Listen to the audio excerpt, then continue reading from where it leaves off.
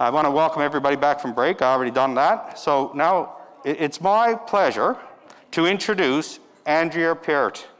And Andrea is the National Health and Safety Officer with the Public Service Alliance of Canada, and was formerly National Representative of Health, Safety and Environment with the Canadian Labour Congress for a decade. Andrea currently sits on 6 CSA Group technical committees, the National Joint Council Service-Wide Committee on Occupational Health and Safety, and the NJC Occupational Health and Safety OSH Committee. Formerly, Andrea was the chair of the Climate Action Network, co-chair and co-founder of Green Economic Network, a governor with the Canadian Centre for Occupational Health and Safety, a member of the Strategic Steering Committee on Occupational Health and Safety for the CSA Group, and former vice chair of the Food Security Canada. Prior to her work as a trade unionist, Andrea ran Andrea Peart Consulting and was an organizer with the Federal New Democratic Party of Canada and was the Director of Health and Environment with the Sierra Club of Canada. So with that wealth of knowledge and experience, I want for you to help me welcome Andrea to the stage. Thank you.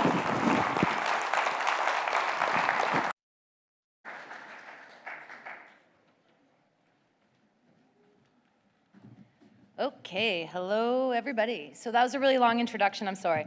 So today we're gonna have a serious talk following Shalina's fabulous comedy / heartwarming presentation. That was amazing. So we are gonna talk about health and safety committees, and we're gonna talk about safety management systems, okay? Now, who here works for a private employer? Put your hand up. And listen, if you put a finger up, I'm gonna call you out. Real hands, people, real hands. Okay, beautiful. Okay, so some of us are with TBS too. Put your hand up so we can see some, okay. And then who works for a private sector transportation company or like airport? Hands up, let's see them. Okay, now here's the big one. Who has a safety management system at their work? Let's see them. Now look around, getting our exercise, okay? That's a lot of hands. Now, safety management systems can be really impressive, right? If you suffer an injury, you go right in there, there's a drop-down menu. Yeah, my left elbow, right? They're a breeze to use, but are they to our benefit? So that's what we're gonna talk about today. So if this works, am I working? Am I working in French? Oh, wow, everything's working, okay. Not here, though. Can I see this one? Is that hard, IT, because I can't read it? Maybe I'll just move.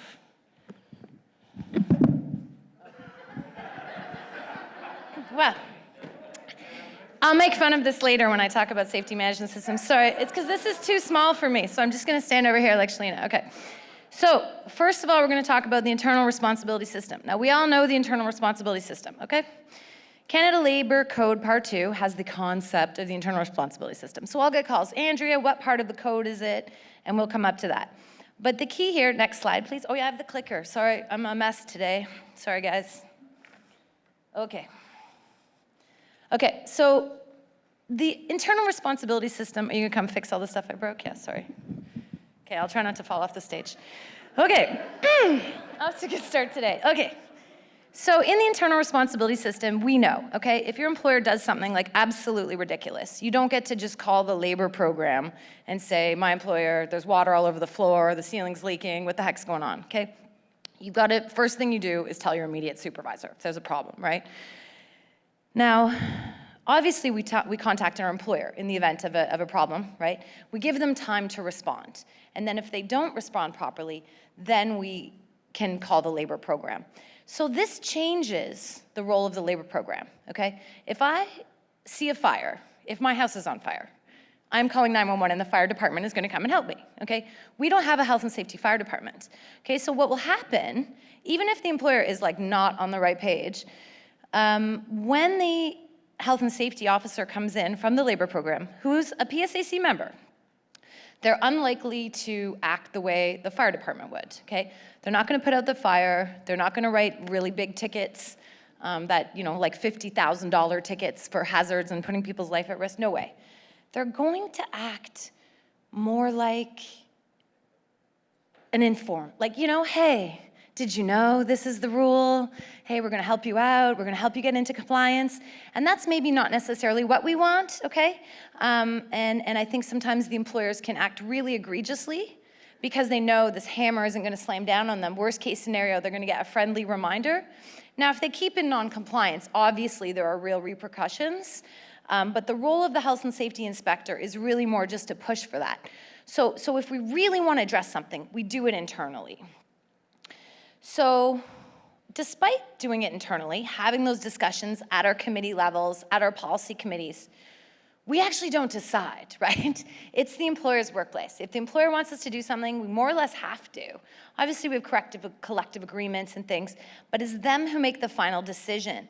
And so really our role on those committees is to make recommendations. But that's a powerful role because we have the information we need to tell the employer, hey, listen, this water on the floor, that's a problem. Someone could slip, okay? Someone didn't just spill their water bottle, man. You can see it's leaking from the ceiling here. We need to get it fixed, okay? And that is an important, now the employer, again, they have the final decision, but that's an important role we have. So just quick summary here, our internal responsibility system for the performance of work is not something that's spelled out explicitly in the Canada Labour Code. Instead, it actually came from, it says here the Ontario Commission. As usual, Ontario did a big thing, but it started in Saskatchewan. Anyone from Saskatchewan here? Yeah, all right. So it did come from Saskatchewan, this notion of why do we have like health and safety emergency calls? We should sort it out internally. The internal parties know the issues and they can fix it. And so it was led by Dr. James Ham. They call it the Ham Commission, no ham and cheese. And it created this central elements that form the internal responsibility system federally, even though it started first in Saskatchewan and then into Ontario. So this is basically what we have now in every jurisdiction in Canada, this internal responsibility system. So there's real limitations of the IRS. So the first one is it's a closed loop, right? You talk to your employer about the problems, but those problems could be happening in other work sites, in other sectors, similar sectors. There could be somebody over here, at every table. You guys could have identical health and safety concerns, but you aren't addressing them simultaneously. You gotta go one by one in your own loop and talk to your employer. Second of all, you gotta play the game, right, with the employer before you can bring in an HSO, right? So if I file a 127-1, okay, which is the complaint you file, again, I can't call the HSO right away, give the employer some time to respond, depending on the severity of the hazard, like I'd be 10 days-ish, right? But that 10 days might be like the most ridiculous nonsense you've ever heard in your life from the employer, right? And that can be a bit frustrating, that playing the game. And then the third point, you've got to have these like reasonable discussions with the employer to reach like reasonable results, right? In the joint employer-employee committee, right? Now, there's challenges there. So first of all, and I have it there, what if the employer reps say no all the time? Like what if just they literally reject everything the committee says, right? Well, we still have power, right? You can still make recommendations, you can still, but if they continue to non-compliance, not meeting the code, then of course we can call in an HSO, hopefully get a direction written, at least just a friendly reminder, some training pointing to the code and what they need to do, and then we as trade unionists can follow up on that. Now, the limit of the internal responsibility system is that some employers have adopted, they call it the Harvard Business School theory of injuries are efficient, rather than the OSH precautionary principle, okay? So for some employers, it's cheaper to have basically injuries. Now this is not reflected in law in Canada, like not at all. So the way so in the code, it simply says that if there's a hazard, it has to be removed, we have to make it safe. It doesn't say, well, if the person's unlikely to be really hurt just a little bit, we might save money, right? And that can be a limit that could happen in the internal responsibility system. Are you guys with me? Right? So that if the employer is suggesting, I can give some examples. I'll give one just to scare the crap out of everybody, okay? For quite some time, Air Canada flight attendants were burning their hands on small fires in the airplane all the time, small fires, because the coffee maker would go on fire, okay? So because this tended to happen on larger Airbuses that fly longer distances, very unlikely the flight attendant, just because of their work pattern, worked the next day. So their time loss injuries were very low. That doesn't mean they didn't have injuries. Plus, how is it humanly possible that someone could suggest a fire on a plane is not a big deal, okay? So nevertheless, they don't fix the problem. They didn't fix the problem, okay? Fire after fire after fire, burn after burn after burn, right? Because they had somehow done some cost analysis that it was cheaper for them to let workers burn their hand and small fires on airplanes because it was cheaper than fixing it.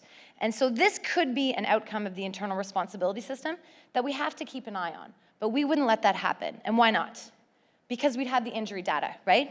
We'd hold them to account. There's no possible way, I don't want to crap on the union that did that, but we wouldn't let that happen, right? We'd keep track of it, our committee would keep track of it, right? We'd keep bringing it up to them, we'd make a big fuss, we'd embarrass them if we could, if nothing else, right? Just to push for the love of God, there should not be fires on an airplane, nor should workers be burning their hand all the time.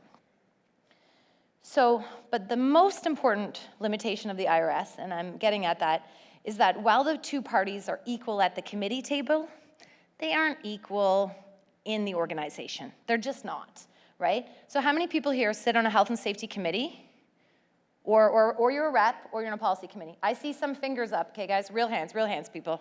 Thank you. It's because I'm up here in the light. You guys are in the dark. I can't see you if you don't put it up. So are your employers at the table, are you equal to them in roles and responsibility at the table? You are. At the committee table, you are equal.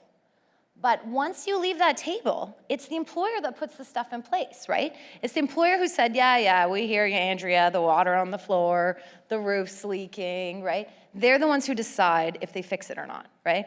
Now we can push them, but this is the limitation of the IRS, okay?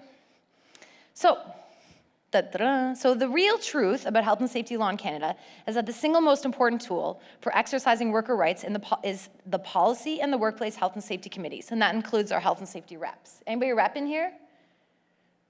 Yeah, it's a hard job. It's a hard job and it's an important job, so thank you very much. And union involvement in these committees has a very direct and important impact on health and safety. So I will say this so many times that you guys are going to be lying in bed tonight being like, Andrea, shut up. Okay, a health and safety system is not a safety management system. That will be what we will go over today. So this is the truth. This nice multicolored alien men, this is the future of health and safety, is what we already have. Sitting at our committees, talking, promoting, asking questions, having good data, and making recommendations. So regardless of the hundreds of thousands of workers in Canada who are injured or become ill or killed in the workplace, there's not a single jurisdiction that fully protects workers. There's simply not. Nor do any of the jurisdictions place the right of workers to protect their health and well-being ahead of the employer's right to manage, right? Which was what we were just referring to at that committee level. And I think that what happens is that, I'll keep going, and then I'll go into my notes here. So there are a lot of factors that limit workers' ability to exercise their rights, you know, and if you're from Nova Scotia, the McCain family, if you're from New Brunswick, it'd be the Irvings, okay, and unless your parents, maybe a little bit, your grandparents would have told you, see Chris Bussey nodding heavily, they would have told you, and they did, right? Shut your mouth and go to work, right? You're lucky to have a job. Right? And my Acadian brothers and sisters in New Brunswick, they always tell me, they're like, yes, Mr. Irving, sir, right? And you were taught to have this idea. That's a very different structure in how we feel about our work, how comfortable we feel to raise things. And I think that if there's high unemployment, if there's a threat of layoffs, whether it's real or not, people don't raise those concerns, right? And our role in as health and safety reps is crucially important, that we make recommendations, that we look at that data, that we're encouraging safety, that we're making recommendations, because otherwise there are other reasons people won't come forward. And I mentioned the kind of, you know, unemployment being used, you're lucky to have this job. And And that can be particularly hard with any vulnerable group. So I just want to take a minute and think back to Shalina, what she was talking about, where she gets the job on the phone, and then she comes in and they're like, oh, I see, right? If you were Shalina, that first day, that first week, that first month, that first year, would you feel comfortable raising a health and safety complaint? And that's where committees are important. We can raise it for her, right? We can talk to every Shalina, every worker, every person who's scared and make recommendations and make a difference, right? But our jurisdictions, like there are jurisdictions out there like in Australia, somebody like me, okay, a union health and safety rep, I can shut down a workplace, like a stop work order, I can. Not the labor program, Andrea Peart can, Chris Bussey can, like that, okay? And 99% of the Australian stop work orders are held up, right? Because there is a real concern and it's not abused. We don't have that kind of protection here. And if you do comparative analysis of the fatality rates in the workplace in Canada and Australia, Australia's is way lower. And it's because they can shut things down if it's unsafe. We don't have those processes here, but it's a realization that we have to put that power on ourselves. We have to make recommendations if it's really unsafe to change it. And on the flip side of that, we have the employer doing that risk analysis, right? And I think that when you have a situation like a water on the floor, I would hope the employer at least says, okay, I'll mop it up, right? But if there's more complex issues, the employer could drag things out to a point of it being absolutely ridiculous. Put your hand up if you've had this experience. Like, just ridiculous. Yeah, I see hands. Like months, like 2 years later, you're like, really? And that can happen. And part of that is that the employer is taking a risk-based analysis, right? What are the chances this happens? What is it, right? Well, the code says, if there's a hazard, remove it, make it safe. But this risk-based system is about thinking, how much can we get away with before someone is injured and we might actually lose money? And that's a big difference. So I'm just gonna keep going here and talk about the Canada Labour Code. So ours are a nice committee there. So this is the dork part of the presentation for the Virgos and firstborn in your families. Feel free, that was a joke. Not as funny as Shalina. Feel free to take pictures or take notes. But this shows how the committee works. This is 135.1, not in the regulations, in the code. It explains how the chairpersons of a committee jointly designate members, you know, if there's more than one who selects them. This is the summary of all of the key sections of employer responsibilities. 124 is the general duty clause, your employer responsibilities in 125. Has anyone ever pulled up the 125 and read them all? Hands up. I'm not gonna die, I'm not gonna lie.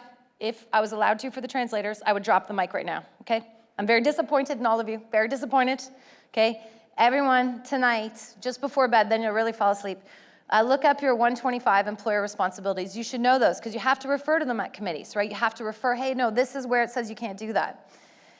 So ICRP, right to refuse, pregnant, these are all the key information that you need in those responsibilities at the committee. So this is really what I'm here to talk about today is health and safety in the world of safety management systems.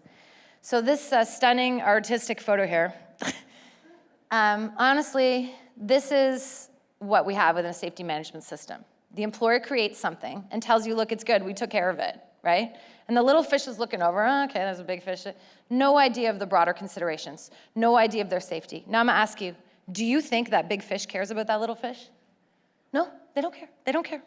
The big fish cares about big fish things, right? And the little fish and the big fish aren't gonna be equal on a committee. And I think that's part of the safety management system challenge. So airlines, I'm just going to talk about for a bit because they're really egregious in the world of transportation. And I know that marine and rail are also special, but I'm just going to talk about airlines for a bit. So they are, especially Class 1 rail. Airline employers never fully understood or liked work and health and safety rights under Part 2 or the code. They didn't. Why not? Why didn't they like it? Because we had a voice, because we had power, because we could make a difference. And then, Who came in? Our good friend of PSAC, Stephen Harper, everybody's favorite.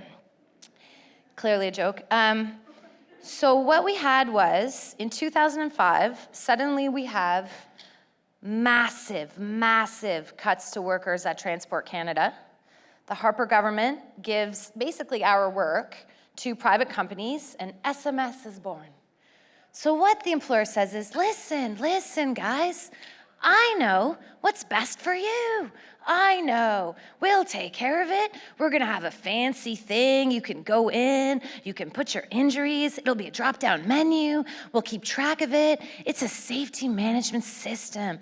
The big fish cares about you, okay? And then what really happened? Well, first of all, employers hid behind the safety management system regulations, and they embraced the safety management system principles as opposed to the code to deal with health and safety matters.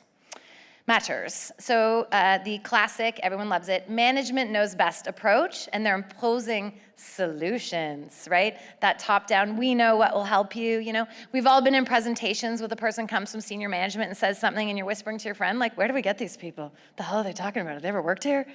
And that top-down approach might not be focused on safety. It might not be focused on removing every hazard. It might be focused on saving money. Secondly, it massively limits worker representatives' involvement, okay?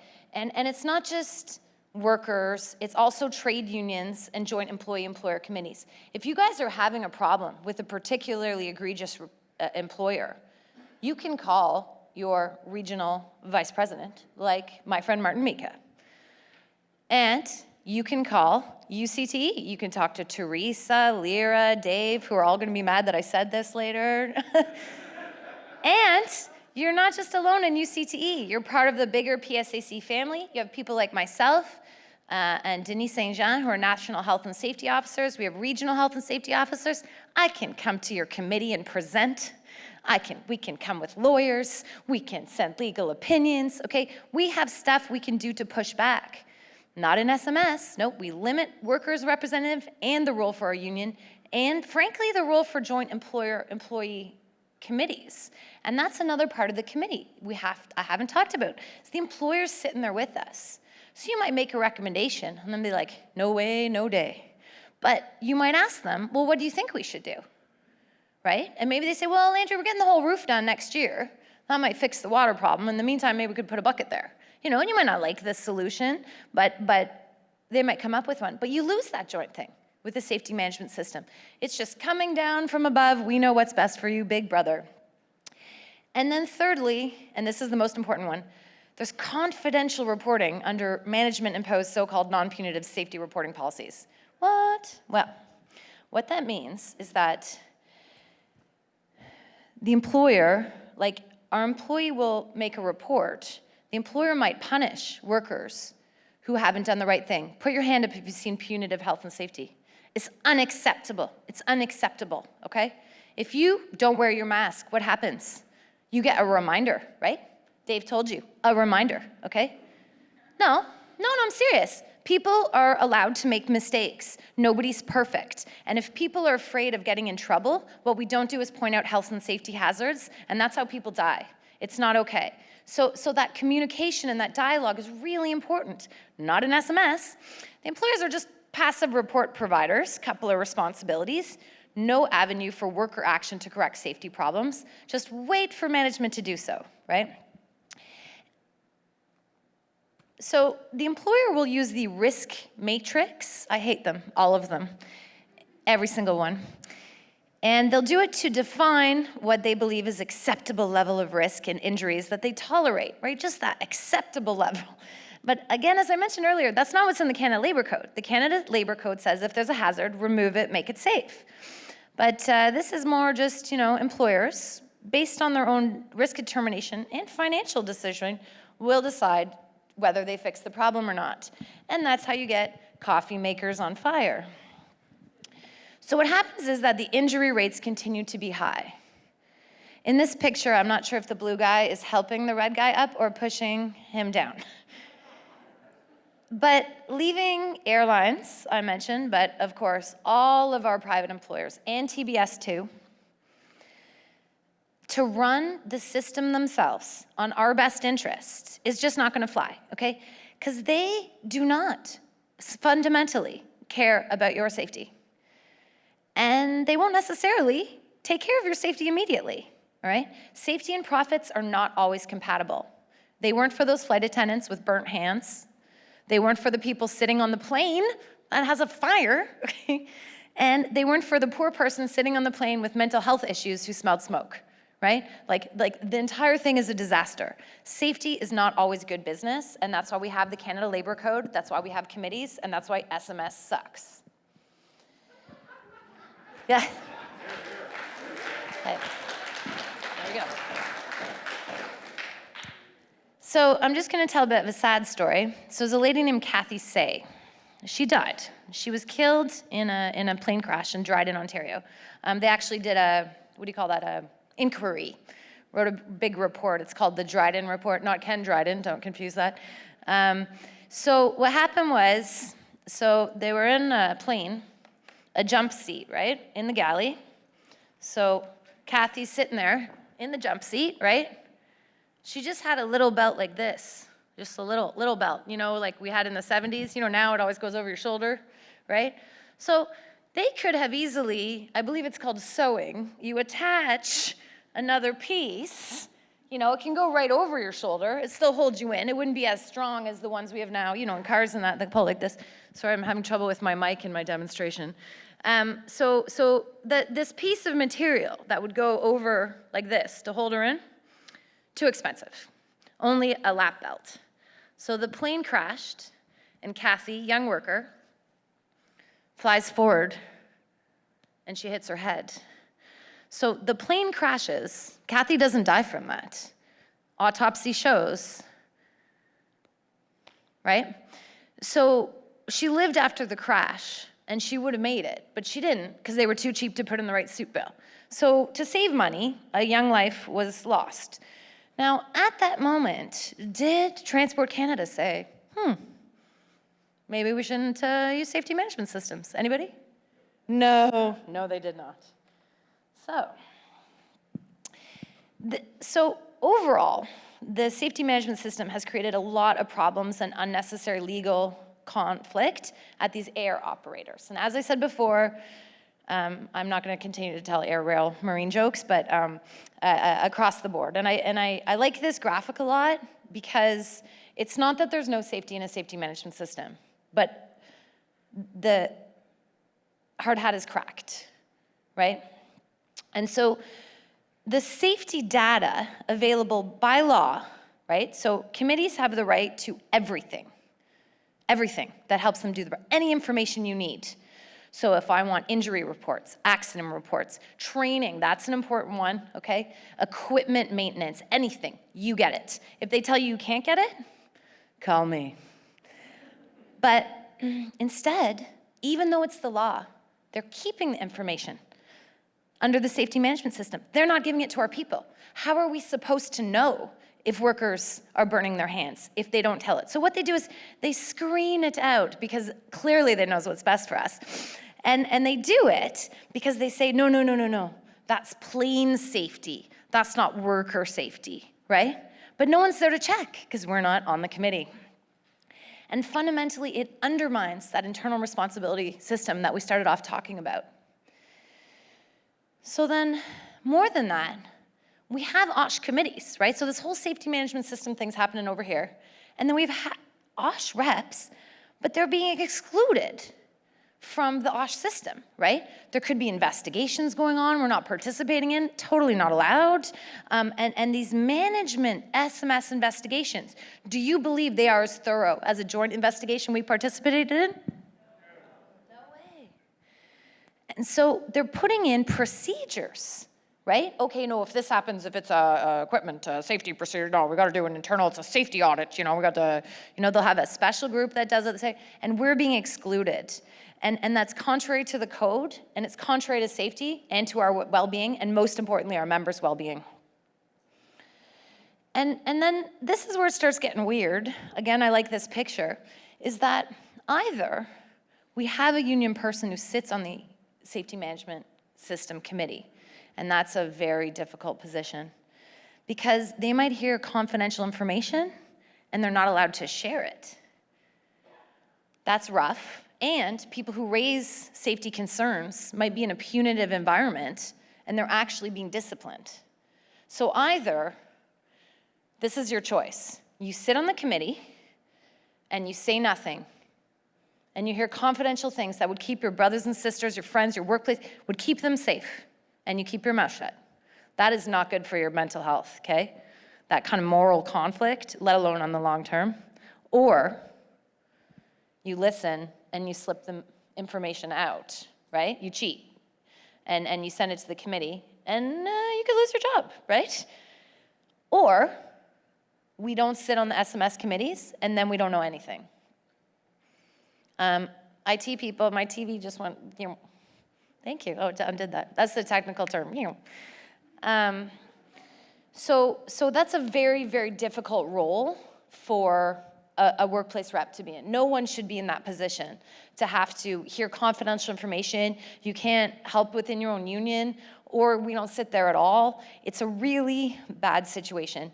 And I want to mention again, no matter what the situation, we always, always, always support non-punitive health and safety reporting.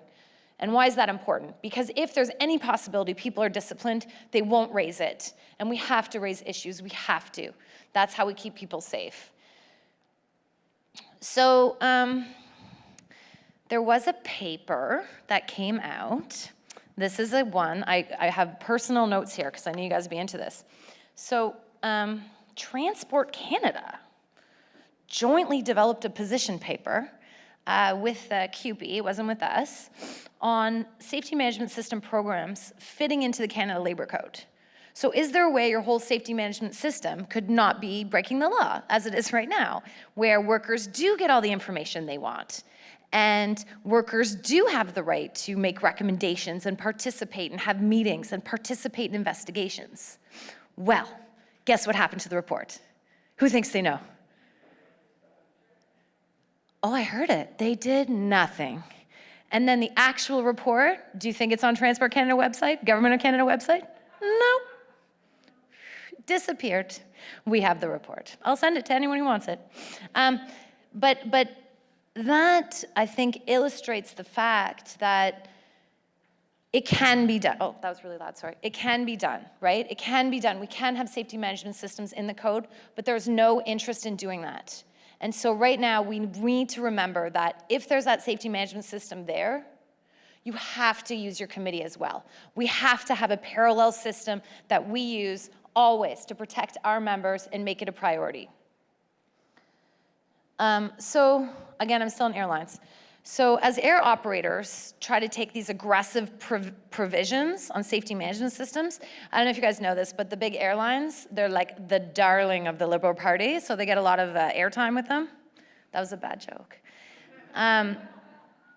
So it was bad, eh? So they continue to take these really aggressive positions that like safety management systems are really important, or else like airplanes are falling off the sky, there's derailments everywhere, this is the way we have to do it. And I'm sorry, okay, but that is bullshit, okay? And I know we're not supposed to say that, but it is. It totally is. But thank you. But they're getting away with it. So they've pushed really, really hard saying that, that the safety management system is okay. However, we have lawyers too. So Part 2 of the Canada Labour Code, this is the dorky part of the presentation. Part 2 of the Canada Labour Code applies. It says, notwithstanding any other act of parliament or any regulations thereunder. So what it means is that the Canada Labour Code is paramount over the other legislation. So what that means is we do have a right to those reports. We do have a right to participate. We have a right to do all of those things. 123, notwithstanding any other act of parliament, any regulations thereunder, the part applies on or in connection with the operation of any federal work, undertaking, or business. Okay? So the whole, planes are gonna fall from the sky if we don't have a safety management system, no dice. So at the end of the day, I know I'm repeating myself, but if an other act or regulation conflicts with Part 2, the code always prevails. So the report I mentioned talked about how the code prevails over the regulations. So like it's really clearly documented legally. So when it comes to dealing with those conflict, Transport Canada and the labor program have made it kind of clear that this is what happens, that there is that precedent. But what are they doing about it? Nothing. Like nothing, okay? So the law is on our side. We have the right to participate. We have the right to information. We have all of it. So guess what we gotta do? We gotta take it. So I'm still on Airlines. So this disregarding of this notion that we have these rights or this, right? Like it's not true. It's just not true.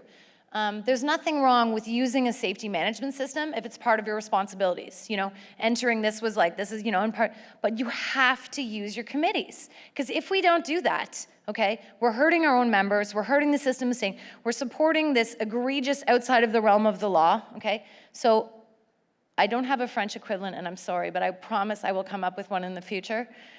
Selling out my safety. That is what your SMS is selling out my safety. So back to our rainbow aliens.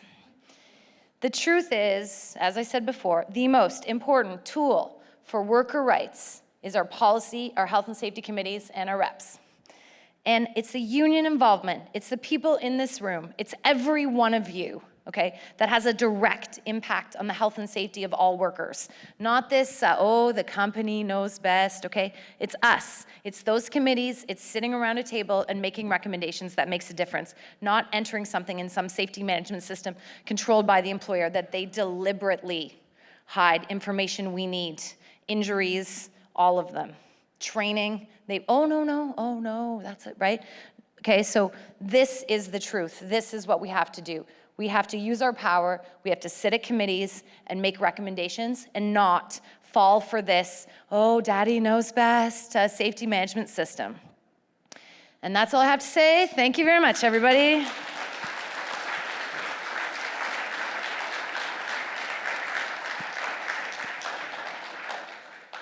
If I'm not mistaken, Chris, do we have time for questions?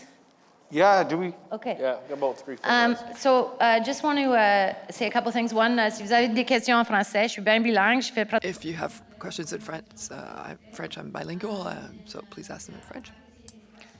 I have to be honest, that wasn't my best presentation. I was a little thrown off by the TV and walking around and breaking devices, but I hope you guys enjoyed it. And if there was anything I didn't get into enough detail because I was breaking equipment, don't hesitate to ask. But if you don't have a question, I do see hands up, but I'm also really happy to hear about people's experiences with safety management systems or where they haven't worked out or you've noticed the superiority of our committees where we participate as workers. Thanks a lot. Your presentation is a total epiphany. My question is, like in most safety management systems, they have like direct reporting, supposedly, and the Can you just, I'm so sorry, can you just talk a little bit louder? I'm not a real sorry. good hearer. Is that better? Yeah, that is, sorry. Your presentation is an epiphany. With most safety management systems, they have a direct reporting function, and they also have a suggestions for change component. However, that usually needs to go through a supervisor, and that's generally where it gets triaged. Is there a way that a safety management system can be made more robust with that function? I mean, yes. First of all, there should be no triage. So that's an easy one. And secondly, I'm all about efficiency. Like, you can't go to a committee and ask for 500 things and think that's going to work out. Like, get your top 5, focus, follow up, right? Like, just doing a big dump on the employer isn't going to, you know, be strategic. But I don't think there should be a triage at all. And if there is, just refer to the code, right? That those need to be committee decisions. We need to be working together, and maybe every single recommendation. Like if you ask me, Andrea, what would you do? I would say that I'd show them the code. I'd say every single recommendation goes to the Health and Safety Committee. I'd send it to the Policy Committee and to the Health and Safety Committees, the relevant one, obviously based on location. But that would be my first recommendation. But the triage piece, that is the problem of the whole thing, right? How are they deciding what's relevant and what's not? You know, and that troubles me greatly. So, and I think there could be an argument that if there has to be a triage, it's done jointly. But then I would worry about, again, confidential information, that we find out something about one of our union colleagues and maybe discipline and stuff. So definitely a non-punitive discipline system. Ideally, no triage. Every complaint should go to the policy committee and relevant committees. And if there is any sort of sorting or triaging, we want to be involved. And if the employer won't let us be involved, if they're like, no, it's just this person's function, we have to be, we need to know everything. And there's also a way, if you aren't getting all the information, it's worth a shot to do a 127, like to ask the employer and say, hey, I need all the information from SMS, hey? I need all of it. Goes to committees. You can see right here where it says I have to get that. And show them in the code and just see if you can, take a shot and try to get the information. But I think that the employer enthusiasm about sharing all of the information is not there. Like you usually have to kind of grab at it. And so try to get as much information as you can. And if you don't have the support of the employer, just talk to your people. Be like, listen, just tell them every time you put it in here, tell your rep, we'll put it in, we'll talk about it at the system. But at the committee level, but I think that's the key. Worker involvement, no triaging, get all the information. Thank you very much. It was a very good question. Over here.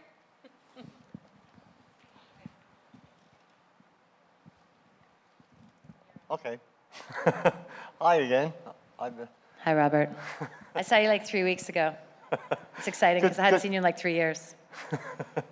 I just wanted, it's sadly to announce, I just wanted to say something, was that there was a fatal accident over at Mary Marietta, next door to where we're at the Council Lock. That, they shut her down for 3 days, Labour Canada was in, and the fourth day they had back on operations. So, Like a stop work order, like they shut it down? yeah, Labour, Nice. yeah. They done an investigation. It's still in the paperwork, so people is keeping their mouth quiet on what took place until the investigation was done. But sadly, there was a man that died, and it's heartbreaking because myself, like a rep, I try to explain to people at my site is so key to be involved and speak out. Doesn't matter about the consequences of that. Mm-hmm. I've been doing this for almost 9 years, and it's not a pleasant job, but I'm making headway, and I want to give you thanks for giving the advice on over the years on how to deal with stuff. That's all. Mm-hmm. Thanks. I do want to point something out, though. Yeah, thanks, Robert. Robert made an important point, which is he's a rep, right? When I asked if anybody is a rep, okay? So that means you just got one person. It's you and the employer. It sucks, okay? Because just having a committee, those other people in the committee with you, that gives you real courage, right? It gives you strength together, just like our union gives us strength together. And when Shalina was talking, it was really about inclusion, right? Making people feel included. And it's really important you continue to support your brothers and sisters on health and safety committees and make sure people have that support. Because it's sometimes hard to be like, to the employer, to say, like, really, this isn't okay. Like, I listen to people, their voice shake and be nervous to talk at meetings. And that's why it's really important we have to support each other, but especially the reps, because they're alone. They need more check-ins, they need more support. And even if it's just a call, hey man, how's it going? That goes a long way, just someone knowing if you need anything, you can call me. And it's both on the professional questions about health and safety, but just on that personal side to rant, because it's hard to be on your own and to keep holding the employer to account. And even if you're on a policy committee, with a big group of people, just remember to support each other. And that also makes our union stronger and it makes our workplaces safer.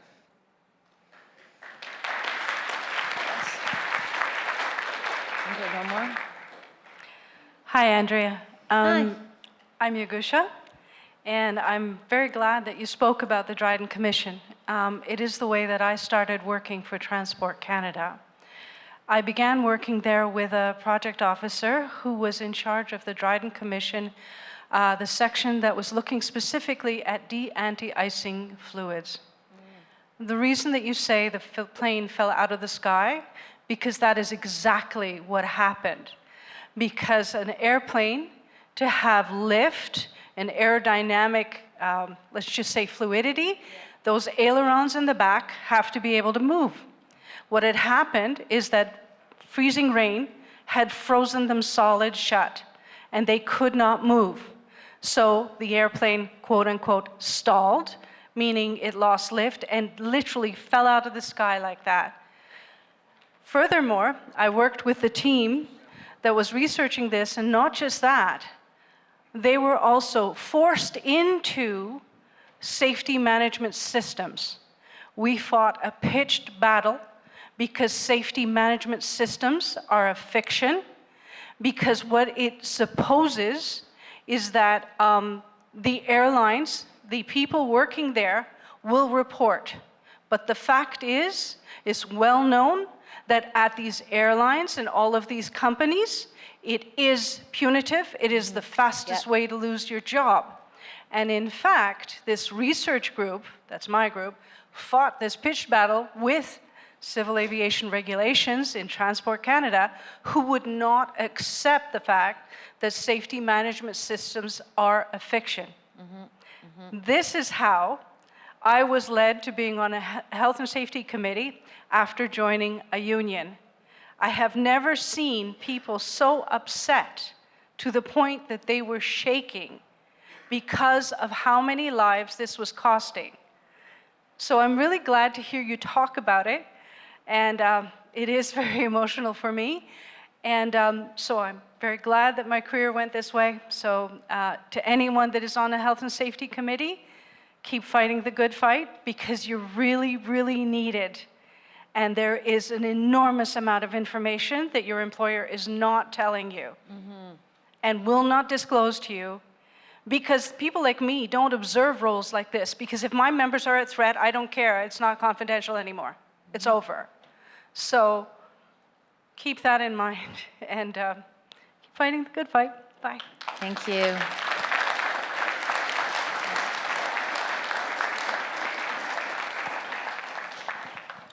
Hi, I want to thank you so much for your presentation, because when I was even RVP and even today, the worst thing I ever heard from our locals was, well, we have SMS, and they've ignored, a lot of the employers have ignored the health and safety committees, and that's where your biggest hammer is. So this presentation will go on the UCT website. Sorry, I don't know if we told you that ahead of time. Listen, you did. That's why my hair looks so nice. So on behalf of that, I'm hoping that everybody takes this information back, that the code overrides any SMS system out there, and that's where your hammer is on your local safety committee. So thank you again for your presentation. Thanks very much, everybody. Do we have time for one more question? Yeah, sure. Dave nodded. We're cleared for takeoff. Thank you. It's actually more comment than question, but one of the things that is really important is that we actually start seriously as a union, and I'm talking bargaining table, because it seems to be the only way it's going to come about, is for every group that goes to the table, start working on getting whistleblower protection embedded in the collective agreements. I work for Transport Canada. I've worked for Transport before they started the SMS road. Transport didn't implement it because they thought it was a really good idea. The concept of SMS is very good. However, when you mandate it by regulation, and then you don't have proper structure and information as to what it's supposed to look like and how to get it there, it's not going to work. But it was actually done because they wanted to reduce the number of inspectors so the industry can self-regulate. That works so well. That was their philosophy in terms of implementing SMS in the aviation regulations. And as a longtime staffer for TC and an inspector, We call it the smoke and mirrors system. And unfortunately, that's fairly accurate. When I have industry personnel, I have maintenance personnel from airlines that have come to me directly as an inspector to talk about the issues that they've faced in their workplace. As an employee of transport, I can't go and say, completely disregard your SMS, but I'll give them, here's the party line, and if that's not working for you, here's what you can actually try and do. But they were taught that SMS is counting the number of times that a situation happens. So for those of you who have SMS in your workplace, transport doesn't do that. We actually don't do as we say to people. We just say, this is what you have to do. But if you've got it in your workplace, look at it. Look at the philosophy that's supposed to be and make the suggestions and recommendations as committee members to try and make it what it should be, not what it is. Thank you. I want to thank everybody who was here, and it's always a pleasure to be with UCT. And I wanted to say I loved what you said there, and it made me think about the sister I mentioned who died, that all the information, they had it, right, to keep them safe, but instead a financial business decision. And back in the day, transport had inspectors doing proactive inspections. Those were our members, right? And now we have this kind of illusion of safety in a fancy system run by the companies. And that sister who died, it was infinitely preventable. And they didn't do it because of the system. Because that big fish is thinking about big fish things, and it's only the little fish who knows what it's like. And that woman, she knew that the belt across wasn't safe. But the big fish only cared about the big fish things. So anyways, thanks very much, everybody. Always a pleasure. Just